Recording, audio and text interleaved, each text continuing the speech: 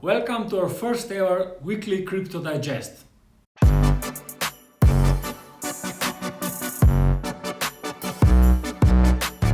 Hi, I'm Gregor and I'm the CEO of Solidum Capital. My name is Tim and I'm the portfolio manager.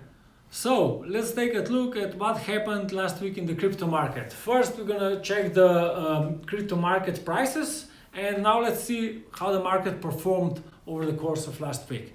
As we can see, the first 4 days we saw negative performance, and then the market rebounded a bit over the weekend, and this is actually more of the same as what we saw in the previous weeks.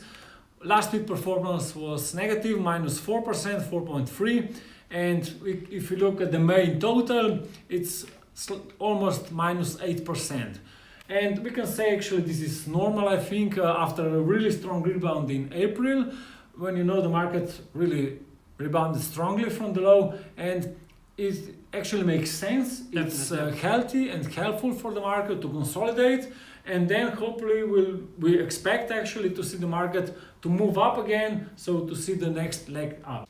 So let's check out how Bitcoin and Ether performed in the last week. So Bitcoin actually showed same performance as the overall market in the last week. But looking at month-to-date performance, it was actually worse. It was negative 7.9. Okay. And Ether, on the other hand, in 1 week, similar. Yes, 1 week performance was actually negative. It was similar, but month-to-date, if you look at the bigger picture, it was on the positive side at around 7%. Okay. Yeah, as we said before, actually this month the market is going sideways. Yeah. So some coins are doing better, some coins are doing worse, but more or less, zigzagging. Very volatile, yeah. Okay, so let's take a look at the market movers in the top 25 cryptocurrencies, which were the best and the worst. So let's start with the best, yeah? Well, we'll start with the best, so the top 3. The first one was Zcash. It had an amazing performance of 40%. Really amazing. Yeah, really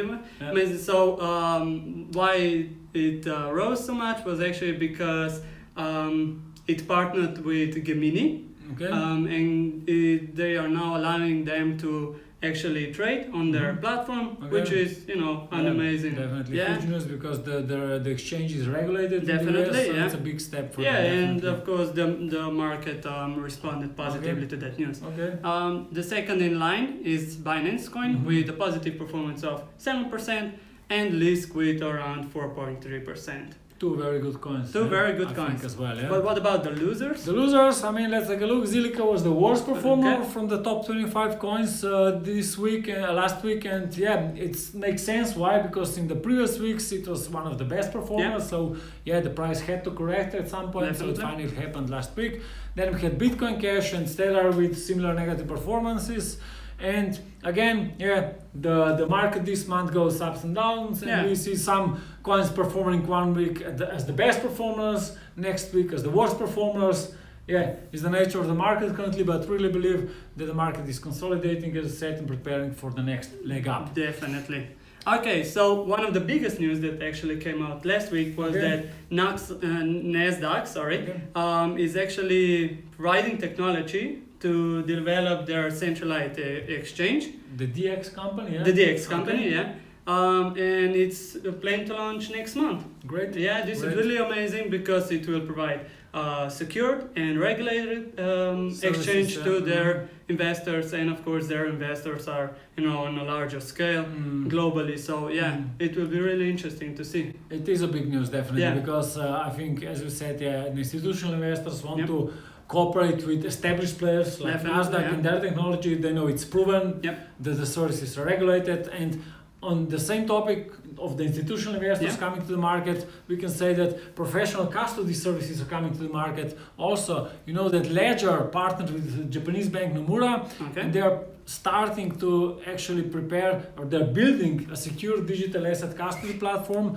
which is huge. Ledger is already one of the market leaders in the personal space. As you know, we all have Ledger wallets, right? Yeah, of course. Or Trezor as well, but they also are working on the Ledger Vault, which will also provide professional secure custody of the crypto assets for the financial industry. So this is another huge step.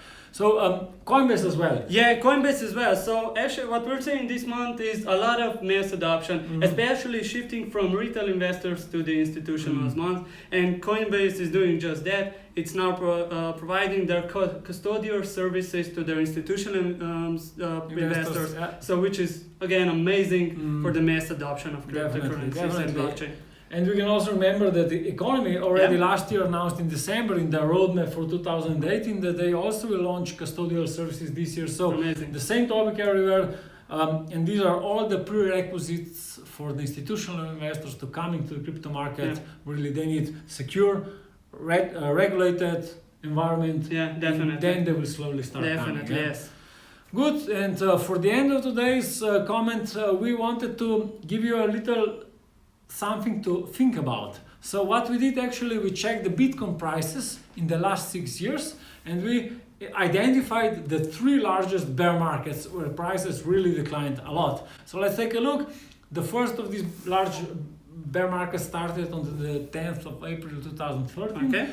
And for example, if you had really bad luck and decided to invest on that exact day, $10,000 US, 6 days later you only had less than 2,000, so the price dropped for 81%. So I actually would lose about $8,000. Yeah, in 6 days only. In 6 days only, wow. But then it took 7 months for the market to recover back to 10,000. But then in only 24 days, your money went, or your investment went from 10,000 to 44,000. This was in less than a month, which was really crazy. Yeah. But look at the pattern here. Next bear market, again, 13 months, this was the longest bear market till date. Prices dropped for 85% and you had only 6,000 in your pocket. So again, less than the initial investment. Yeah, again, you dropped, but then it took more than 2 years to recover. Okay. And then in the next 10 months only, the market really did amazing performance of 16x. So you went from 44,000 to 743,000 That's an amazing $. performance, yeah. So here enters the latest bear market that we all witnessed probably closely. So over the 51 days, prices dropped for 70%. You went down to 220,000 US in your pocket. And now where we stand now, 3 months later, at the end of April, for example, the market recovered for 55%, and you are standing now at 346,000 US, which means that we still need to, let's say, the Bitcoin still needs to rise for more than 100-120%, for example, to get back to all-time high. Yeah. And what we can see here is the pattern actually. So first, big drop, then some slower recovery, and then boom, to next all-time highs, and we really expect the same development to occur here, because why? As Bitcoin will come to 20,000 and over 20,000, it will again be all over the media. Yeah, definitely. 25, 30, and people will start coming in and institutions will come in. So we're really bullish on the future for the crypto market. That's really interesting. And another thing that I noticed was actually even if you invested in, at the all-time high, and the drop occurred. So even if you invested then, looking at the bigger picture, your investment actually went up. A lot up. A lot up. Yeah. So even if it took 3 months, 1 year, never mind that, your investment will go up, hopefully, and You have to have a long-term perspective. Yeah, long-term perspective, that's it.